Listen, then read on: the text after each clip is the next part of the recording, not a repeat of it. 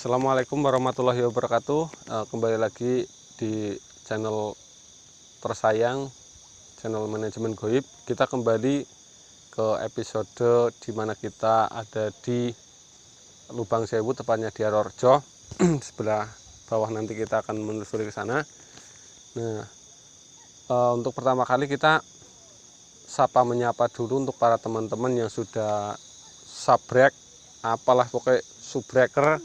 Terima kasih atas dukungannya. Kalau sekiranya ada problem-problem atau masalah-masalah apa, langsung aja ketik di kolom komentar agar kita tahu nanti bisa introspeksi diri ke channel-channel, maksudnya ke episode selanjutnya.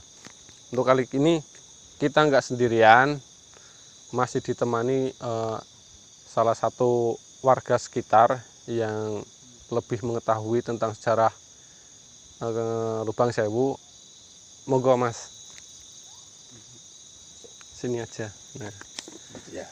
perkenalkan, namanya siapa Mas? Oh, nama saya Yohan Effendi. Nama Yohan Effendi, asli sini ya? Asli sini, lahiran tanah sinilah.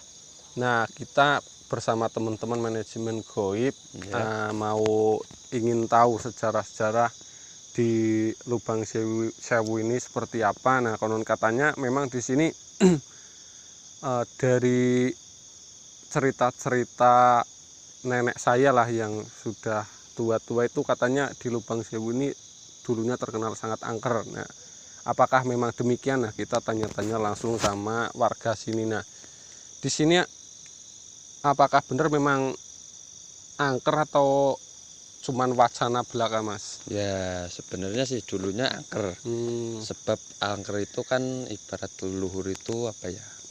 Nggak ada yang rumat lah. Nah, sekarang ibarat sudah kemajuan zaman, banyak yang ibarat menyukai dengan adanya leluhur-leluhur dan dirumat. Sekarang ya udah nggak angker gitu, Nggak sudah angker ibarat ya udah hal biasa lah. Nah, dulunya angker. Karena Di mungkin atas jam 8 aja udah nggak berani lewat lah. udah nggak berani lah intinya. Dan sekarang kan udah terlalu banyak orang yang menyapa, jadi nggak angker. Nggak angker gitu. lagi, apalagi di sini udah dibentuk kayak sebuah wisata ya. Ya, wisata ya. Siapa yang nggak tahu Lubang Sewu lah. Ya, itulah. Kita Bule mau aja udah tahu. Nah, bule aja udah tahu. Nah, ini kita mau langsung ke mana dulu Mas? Mungkin Ya, terserah. saya penasaran yang di belakang, Ya. belakang kameramen itu ada sebuah batu, sebuah batu ya, batu-batu ala kadarnya. Tapi yang beda di sini, batunya itu dikasih kain kafan ya Mas ya. Ya, betul. Nah, itu ada apa? Monggo kita selidiki apa Selidiki lah, ya. langsung. Ya udah, langsung aja.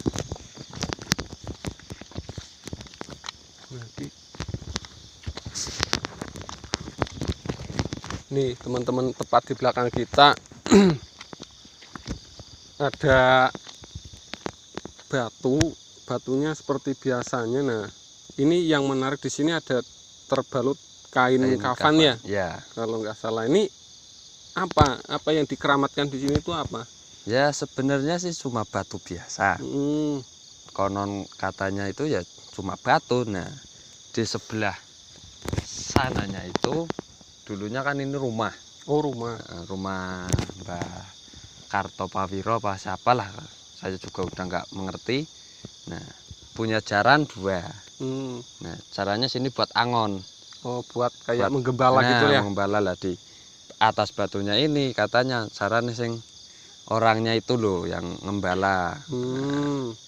Dulu pernah cara digepuk. Oke, mau dihancurin. Mau dibelah.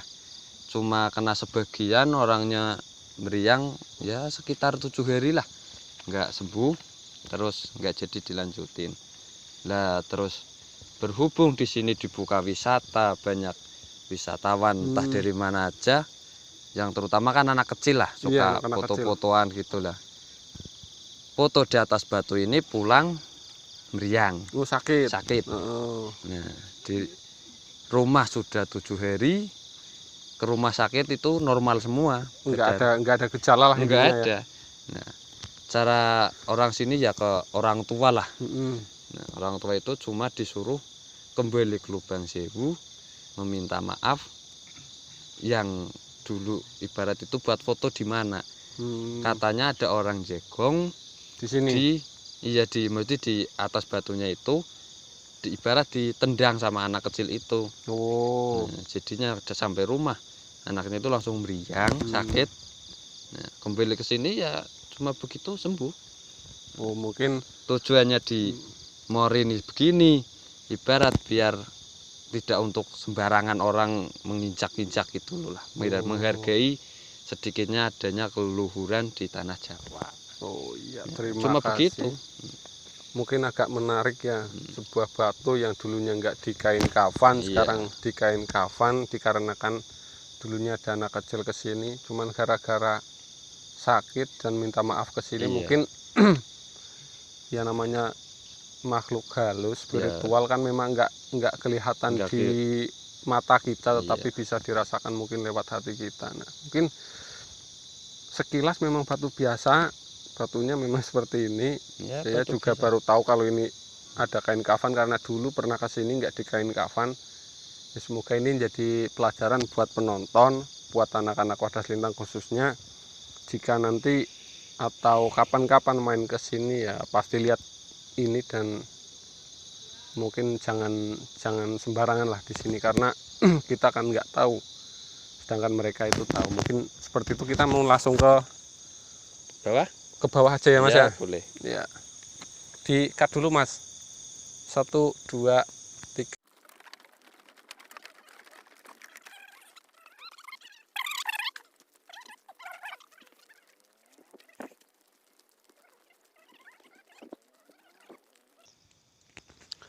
Oke teman-teman, kita udah ada di lokasi lubang sewunya di sebelah kanan. Karena mungkin suhu air naik, jadi nggak begitu kelihatan batu-batunya. Mungkin di sini kita mau tanya lagi sejarahnya bagaimana. Sejarahnya itu bagaimana di sini Mas? Apakah di sini memang disebut lubang sewu atau mungkin ada sebutan lain? Ya sebenarnya di sini itu bukan lubang sewunya. Di sini asli namanya itu sebenarnya adalah Watu Lawang. Watu Lawang. Ya, kenapa disebut Watu Lawang? Karena dulu zaman penjajahan Belanda itu buat persembunyian orang, dan ketika musuh lewat depannya saja sudah nggak melihat. Mungkin Seperti lawangnya itu sudah ditutup. Nah kalau asli lubang sewu yang ada di jembatan sana tadi. oh berarti yang di jembatan Tadi pertama kita mulai itu bawahnya itu adalah gua dan anjuknya itu situ. Berarti tembusannya di sini. Situ ya. Dan konon katanya itu buat bersembunyi orang, ribuan orang itu muat dan aman buat perang. Dulu katanya sih seperti itu. Cuman mungkin pemahaman kita di sebelah sini adalah lubang sewunya. Karena setahu saya itu kenapa dikatakan lubang sewu, mungkin karena lubang-lubangnya ada sewu, tapi kita sudah tahu lebih jelas lagi bahwa lubang sewunya itu ada di atas tadi, yang di jembatan tadi pertama kita penelusuran. Nah di sini itu yang namanya Lawang Sewu.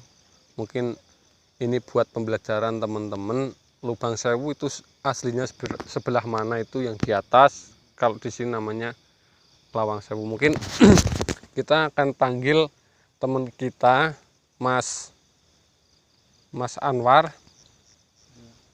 Mungkin kita akan bertanya-tanya tentang spiritualnya di sini tuh sebenarnya ada apa aja, ada sosok apa aja, dan katanya di sini dulu seperti kayak penampakan perwujudan itu di sini gimana Mas? Ya kalau penampakan yang nampak jarang. Cuma ibarat persuaraan lah, suara-suara yang terdengar. Iya. Monggo Mas.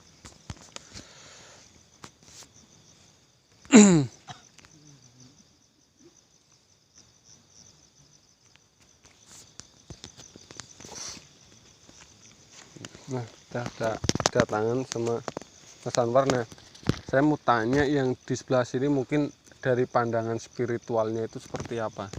Ya, sebelumnya saya sudah berkomunikasi dengan satu makhluk yang ada di sini dan mungkin itu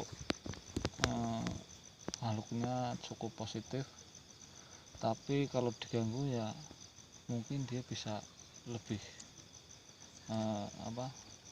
lebih bahaya dari yang lain gitu. Yang penting kita di sini sopan, tidak berbuat macam-macam, dan minta izin kepada warga sini seperti Mas Yohan yang termasuk anak sini ya.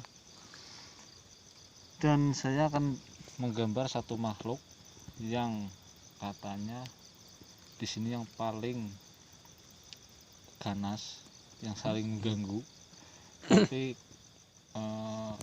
masih dalam proses. Mungkin saya mau menggambar dulu, terus saya akan jelasin. Oke, siap. Mungkin kita akan menunggu proses gambarnya dulu biar disiapkan dulu. Mungkin kita sembari menunggu proses penggambaran selesai. Nah, di sini kan memang tadi dibicarakan sama Mas Anwar itu kan ada salah satu sosok yang mungkin di sini bisa dibilang lebih kuat daripada yang lain mungkin ya Mas ya. Iya, betul. Menurut Anda itu sosok itu memang penguasa daerah sini atau memang ada kaitannya sama yang Lubang Sewu di atas? Ya, kalau yang kemungkinan Mas Anwar lihat, ya yang ibarat yang pertama babat alas itu di sini.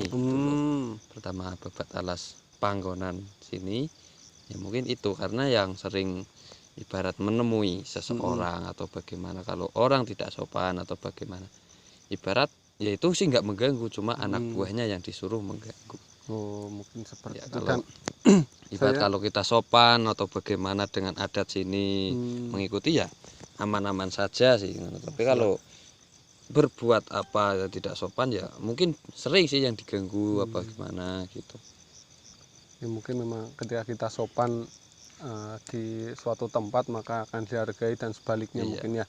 Karena ibarat kita nggak melihat kan sana yang melihat kita. Betul, betul sekali. Ketika kita sopan, dia kan bisa menghargai kita. Nah, yang ibarat apa ya, yang terutama itu ya kita lah ibarat yang tidak melihat tapi yang lebih menghormati leluhur. Bukannya kita ibarat percaya atau tidak, ya sih terserah ibarat semua lah ya. Itu hak-hak pribadi, tapi ya adanya alam goib dan alam nyata itu pasti ada. Iya, betul sekali, saya sangat setuju dari pendapatan Mas Yohan. Saya mau tanya ini, agak penasaran juga. Di sini tuh kalau katanya ya, kalau kayak hari-hari tertentu ada ritual-ritual, mungkin ada larungan atau sesajen, itu sampai sekarang itu masih atau enggak Mas?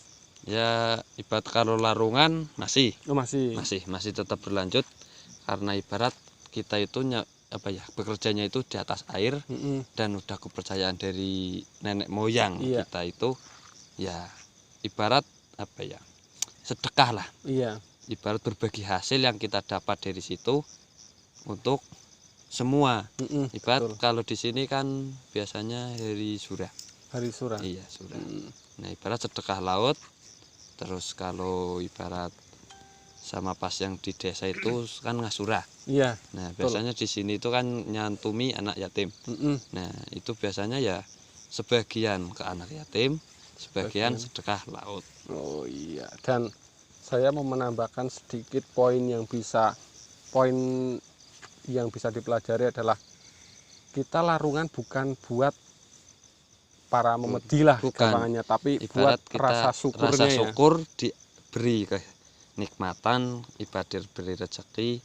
Ya, yang jelas sih bukan dari alam goib, itu bukan yang memberi, itu ibarat yang kuasa. Iya, betul. Tapi kan di ibarat di laut cari itu kan yang memberi dan mengelantari, ya semacam itulah yang kita tidak mengetahui. Iya. Nah, Ini patut kalian ketahui ya, bukan kalian, teman-teman ketahui yang bukan dari Jawa, khususnya mungkin di luar Jawa, bahwa di Jawa itu rata-rata setiap desa itu ada yang namanya syukuran, ada namanya suran. Nah itu bukan kita memberikan sajian buat para makhluk-makhluk halus, bukan, tapi untuk rasa syukur kita karena sudah diberi rezeki yang melimpah, mungkin seperti itu ya Mas ya. Iya betul. Nah kita akan menunggu proses penggambaran, mungkin bisa di cut dulu penggambaran sesi yang pertama, karena nanti ada sesi yang kedua, karena mungkin sosoknya di sini agak banyak yang akan kita jelaskan. Ya, mungkin yang pertama kita akan menjelaskan sosok yang pertama itu seperti ini. Ya, ini adalah sosok yang sangat negatif. Kembali ke tempat kesini lagi, semua makhluk itu pasti ada penunggunya, tapi karena dia ini tuh yang paling mengganggu. Kadang ada orang yang inilah makhluk yang mengganggu sebenarnya ini. Dan kita kembali lagi kepada diri kita masing-masing untuk menguatkan iman kita agar kita bisa dijauhkan dari gangguan makhluk ini. Makhluk ini besar banget, energinya sangat negatif. Ini kadang di air, sering pusatnya tuh nggak di sini, cuman kadang bisa ke sini gitu. Kalau fokus di sini tuh enggak tadi, tapi dia menyapa saya di sana. Saya gambar karena dia ini menarik, besar banget. Ini sudah kalau di secara goib itu sudah menelan korban lumayan banyak. Ini adalah sosok iblis, bisa menyerupai ular, bisa menyerupai perempuan yang sangat jelek. Dan ini lagi menyerupai seperti ini, bertanduk dan matanya 3 dan bertaring, dan semua badannya itu berbulu. Itu seperti buta, cara pewayangannya seperti buta. Mungkin ada pertanyaan Mas? Nah ini agak menarik ya. Kemarin kita ketahui di Wadas Lintang, bukan tepatnya di sini, tapi memang ada korban tenggelam dan meninggal, sempat viral juga di area Wadas Lintang belum lama, mungkin sekitar 1 atau 2 minggu. Nah apakah ada kaitannya dengan makhluk yang Ya, sejenis ini? ya sejenis. Mungkin ini adalah komplotannya ya, tapi enggak cuma 1-2, karena di setiap daerah waduk ini ada masing-masing tempat yang ceritanya berbeda-beda, tapi saya yakin itu cuma satu pusat, satu kerajaan, dan itu sangat negatif banget. Tapi ketika kita imannya kuat, nggak mungkin kita akan terseret oleh makhluk seperti ini. Gitu. Ini agak Selanjutnya kita mau beruji nyali 5 menit ya. Iya. Saya akan beruji nyali di sana. Apa atau yang lebih angker di mana Mas Yohan? Ya kalau di sini belum kelihatan sih, sumber pokoknya itu belum kelihatan. Maksudnya di daerah sini, sini. Di sini sih lumayan jauh. Kalau Ambil di situ ibarat bisa nggak? di pohonnya itu aja biasanya sih di situ, karena ibarat lokasinya ini itu sering terkena air. Nah pas hari ini ibarat nggak ngepasi pas, ibarat rumahnya itu sarangnya itu pas kelihatan, jadi ya biasanya tetap ambilnya ke yang di jembatan satu itu, di lubangnya itu berada di situ. Kalau ibarat Mas Anwar mau uji nyali, bisa di apa ya, bawah pohon itu 2, biasanya sih ya disitulah kadang bisa menampakkan diri dan bersuara. Itu juga terkadang terdengar oleh masyarakat sini, dan karena wisata dan sekarang ada mina wisata pemancingan ya yang sering mendengar adalah pemancing. Oh iya. Saya akan uji nyali 4 menit, 3 menit. Ayo kita ke sana.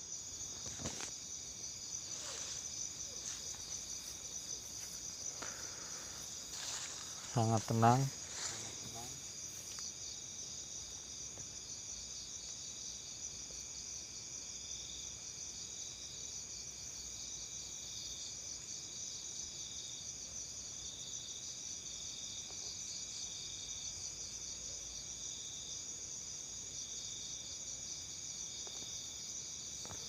Suasananya sangat tenang, belum ada gangguan.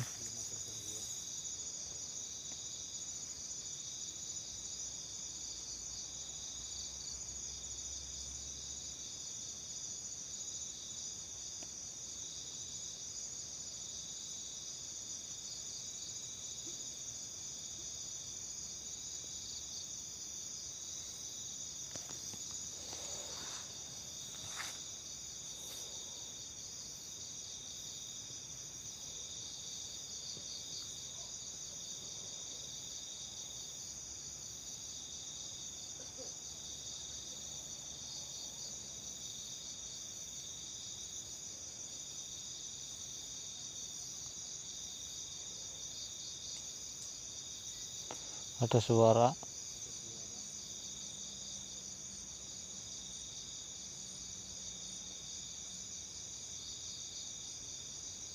mulai panas, suasananya mulai panas.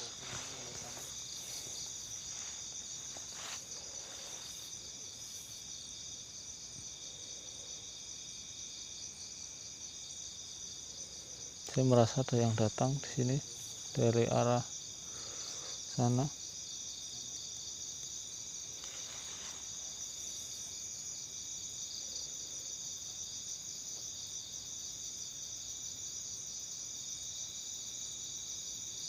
Ada cahaya tapi hilang.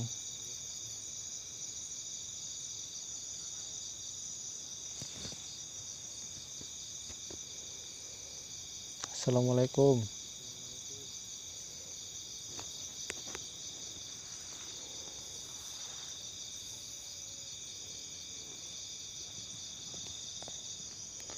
Coba tunjukkan kalian.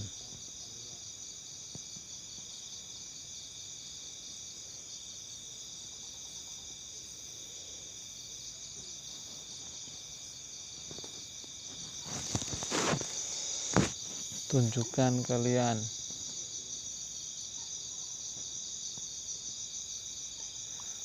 Tunjukkan eksistensi kalian.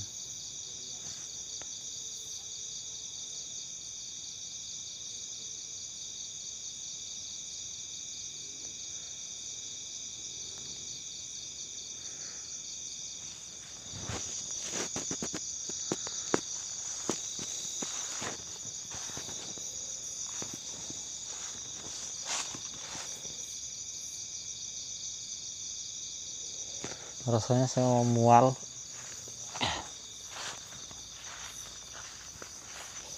Saya seperti dicekik sekarang.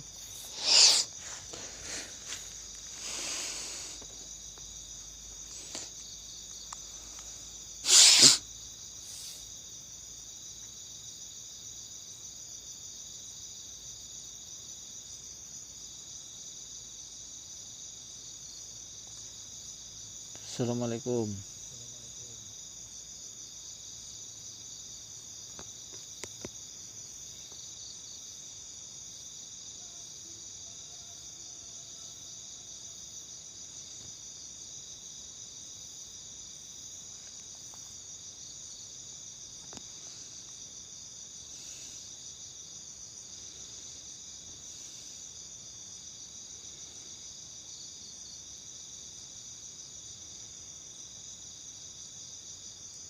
Saya mendengar suara perempuan tertawa di sana.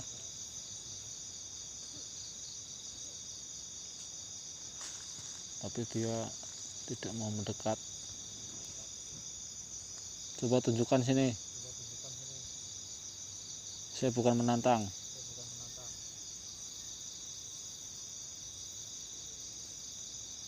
tapi saya akan membuktikan bahwa kalian itu ada. Ayo datang. Assalamualaikum.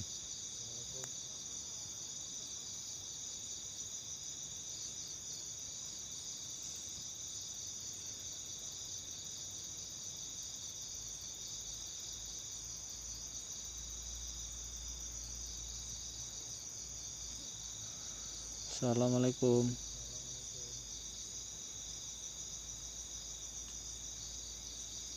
Coba jangan ganggu, sini datang.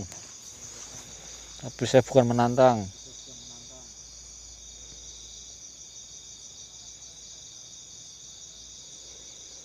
Hadir.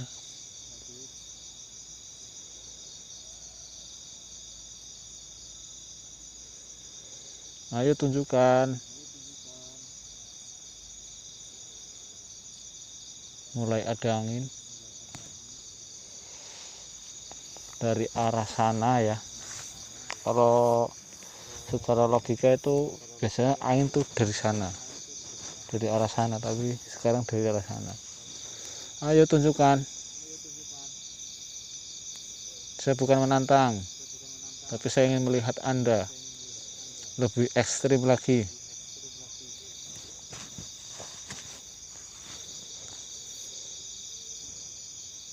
Ayo. Assalamualaikum.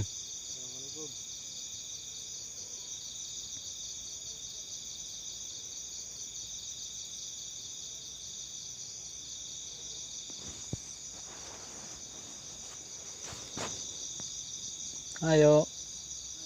Cuma gerak-gerakin daun aja. Kalau berani muncul.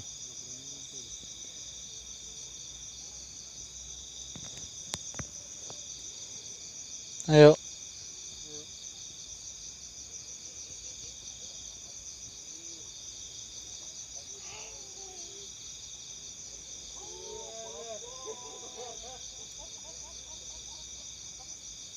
Ayo.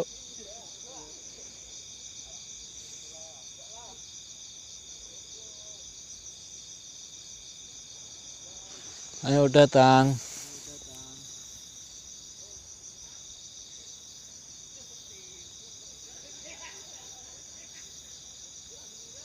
Cuma angin-angin doang. Orang greget nih, cemen semua nih di sini nih.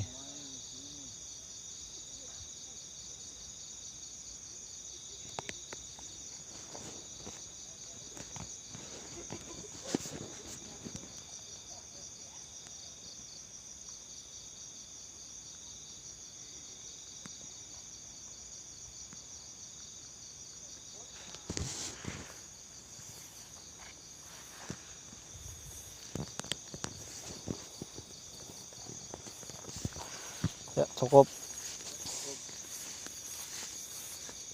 Sap. Nah, kita barusan sudah uji nyali di sini. Saya akan tanya sedikit tentang di sini. Tadi ada interaksi apa, Mas? Cuma sedikit sih, karena mungkin waktunya belum menunjukkan jam 12. Mungkin dia masih, cara orangnya tuh malu-malu. Saya tantang pun nggak mau. Tadi cuma ada suara orang wanita tertawa di pohon itu, dan sekelebatan ke sana, nggak mau ke sini, cuma kejauhan aja. Mungkin sosok-sosok yang biasanya memang di sekitar sini mungkin ya. Iya. Nah, kita mau menjelaskan gambar kedua dari Mas Anwar seperti ini, yang tadi sudah digambar tapi belum dijelaskan. Ya, ini adalah sosok yang sangat, menurut saya ini sangat wibawa dan menarik sekali bagi saya. Ini adalah yang katanya itu adalah keturunan keraton ya, dan dia itu adiknya Pangeran Diponegoro. namanya Nantang Kosa. Dan ini mungkin sih ya, saya maaf jika ada kesalahan. Ini adalah nomor 1 yang ada di Lubang, di daerah pariwisata Lubang Sewu yang ada di Erorjo, Wadas Lintang. Yang mungkin ada tambahan yang mau ditanyakan Mas Ari, silakan. Ini sosok ini di sebelah mana Mas? Sebelah sana Mas, Di yang tadi itu loh. pertama Pertama, kita ya. penelusuran. Iya, pertama kali penelusuran. Dan ini menurut saya dalangnya daerah sini. Mungkin ini penguasa sini. Dan yang mengganggu, yang sering kejadian aneh itu sebenarnya ini bukan ini, tapi dari sana, dari waduknya, dan dari sana, itu dari luar kembali seperti semula. Yang baik itu nggak mungkin ganggu, tapi kalau yang negatif itu pasti, dari luar, nggak mungkin dari dalam gitu. Mungkin ada tambahan lagi, silakan. Mungkin apakah ini sosok ini sering mewujudkan dirinya atau Ini gimana Mas? Enggak sembarang orang bisa melihat ini. Sangat sulit karena kekuatannya itu luar biasa, dan wibawanya itu luar biasa. Dan saya yakin ini adalah sosok orang yang sangat berwibawa pada masanya. Mungkin cukup ya Mas untuk penelusuran dan misteri-misteri di Lubang Sewu sini. Dan maaf jika untuk malam ini kita enggak mediumisasi karena mediator kami lagi ada halangan. Kapan-kapan mungkin kita akan melakukan mediumisasi Di lain kesempatan lah. ya. Mungkin yang request dari teman-teman agar mediumisasi mas, karena kita mediumisasi juga nggak sembarangan mediumisasi. Jadi mohon maaf ketika episode ini dan yang kemarin belum sempat mediumisasi, mungkin karena kendala dari orangnya dan krunya juga belum full berangkat semua, mungkin seperti itu Mas. Ya. Untuk kali ini yang bisa kita petik dari penelusurannya adalah yang pertama, bahwa kita tahu bahwa Lubang Sewunya itu ada di sebelah kita penelusuran yang pertama, yang di sini adalah namanya Lawangnya gitu. Mungkin itu sebagai pengetahuan kita bahwa dimanapun itu pasti ada hal-hal negatif dan positif. Mungkin sudah digambarkan tadi, yang positifnya juga ada, yang negatifnya juga ada. Mungkin kita penelusuran kali ini kita sudahi. Cukup sekian dan terima kasih. Dan jangan lupa apa Mas? Subscribe Apa? Subscribe. Sekircap. Jangan lupa teman-teman untuk sekircap channel kami Manajemen Goib. Suker. Nah, apalah pokoknya mbuh gue apa. Jika punya rekomendasi tempat-tempat mistis, tempat-tempat yang belum panjenengan ketahui sejarahnya, mungkin boleh komen di kolom komentar. Insya Allah kita akan adakan jadwal untuk penelusuran ke sana. Mungkin sekian dari saya, mewakili semua kru Manajemen Goib. Saya undur diri. Wassalamualaikum warahmatullahi wabarakatuh.